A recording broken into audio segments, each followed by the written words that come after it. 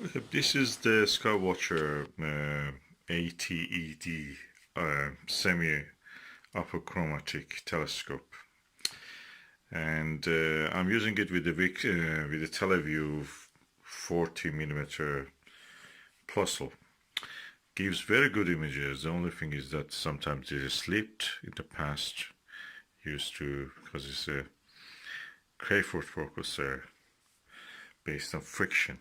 So I have to take it out and smoothen up the underneath here where the friction contact between this wheel and the tube is, the focuser tube is established. So it now works, and you can lock it also. There is a lock mechanism, this screw there. Beautiful telescope, gives good views, easy to manipulate.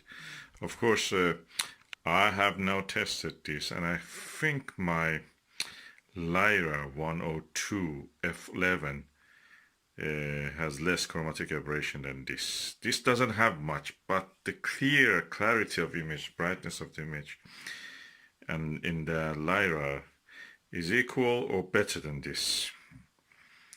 Surprise. The only advantage this one has is shorter tube. It's easier to manage, easier to carry, easier to everything. So other than that, Lyra is better.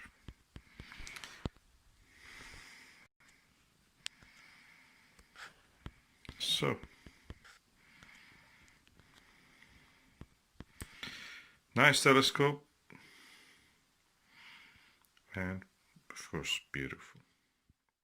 By the way, just to avoid the loss of the eyepiece cap in the dark, I just use this to put it onward. I don't need to put it all the time. When I'm observing, I don't need.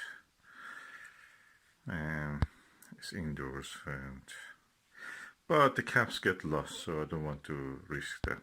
This is expensive eyepiece. The second hand, even it is £80. If you count, if you're lucky, £80. It's more than that, £110 probably.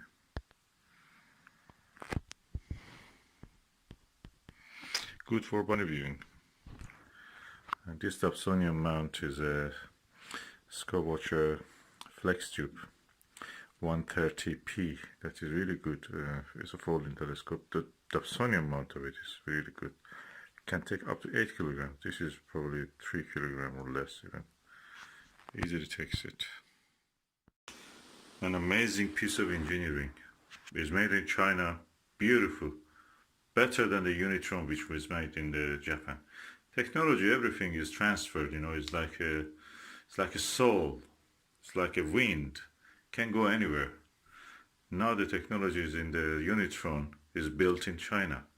Look at this CNC machined, lovely tube rings, 4-inch, and is all here. This is a Skywatcher 60 by 30, I think 6 by 30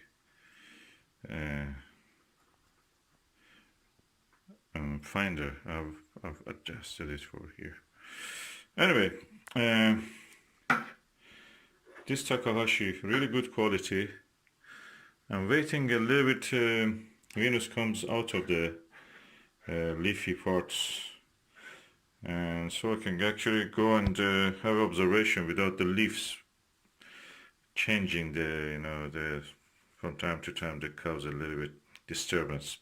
So I'm waiting for that, but you can see the quality in the Takahashi eyepiece.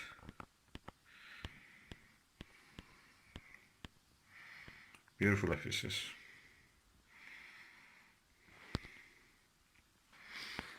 And this is a Vixen NPL 40 meter NLV 40 millimeter. And this is Alter Prism 2-inch diagonal prism, really good for planetary work.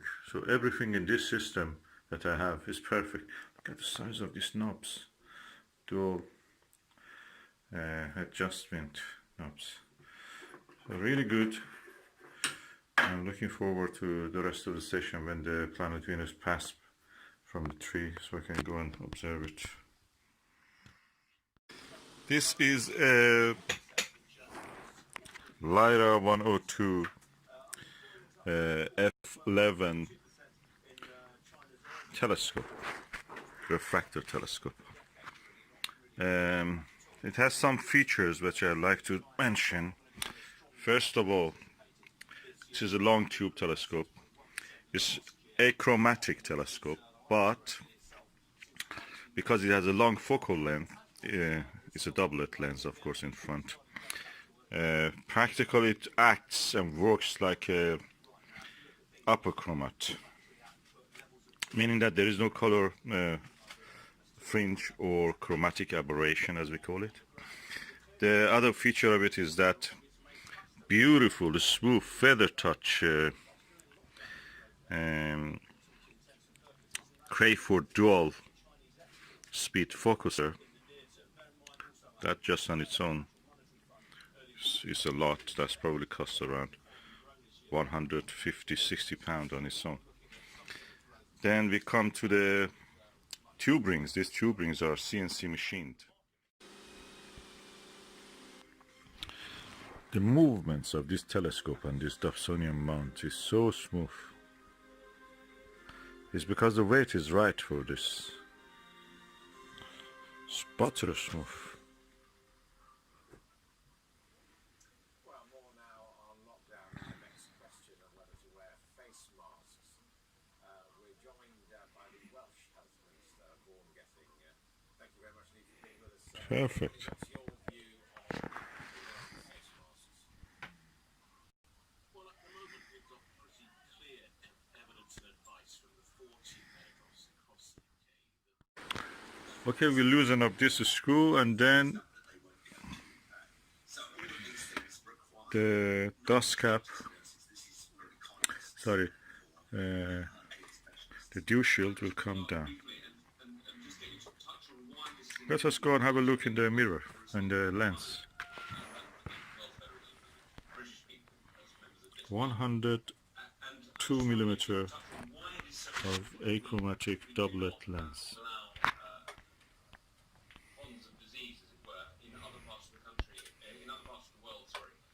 And the potential implications for that coming back to the UK and why this is so important.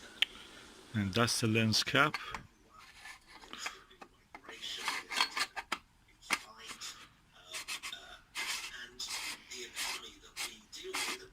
Completely protected now. It goes back to its box. I will unscrew it from here. I'll remove the star diagonal, and that's it. That's what will be done. We get ready to do some more painting here in the coronavirus lockdown. I'm now looking at the planet Venus with the Takahashi multi-coated long eye relief 7.5mm 52 degrees eyepiece through the Lyra 102 f11 telescope, refractor telescope. And the image quality I was comparing with the Teleview Nagler 7mm. This is the original, or as they call it, tape 1 Nagler. With the Takahashi, the horns of the crescent of the Venus is more visible. The image with the Nagler is a little bit brighter and cleaner, but the clarity and the details I can see, sharp focus, in this Takahashi is better than this. Both of them are good. Just slightly this is better. I can see the horns of the crescent of the Venus clearer. And the lens looks almost identical in size. The eye relief of the Takahashi, of course, is 20mm. With this one is 13mm or 11mm. The field of view of this is 82, and with this is 52. I don't feel that that is affecting the view as much as I expected. A tad better in this, although it's not as bright as of the Nagler, Teleview Nagler, but the clarity and the sharpness of the focus is better. This telescope, of course, I have to show that is a feather touch dual speed Crayford focuser. That is 10 to 1, so 10 turn of this equals to 1 turn of this. And yeah, I'm really impressed. Both of them are good. With this one I could even look 3.2 and I could get an image, but the image was very swiftly moving. This is an Dobsonian mount for the Skywatcher SkyMax 130 flex tube. And anyway, I'm continuing to observe, and I think Takashi, a tad slightly an epsilon is better than the Nagler.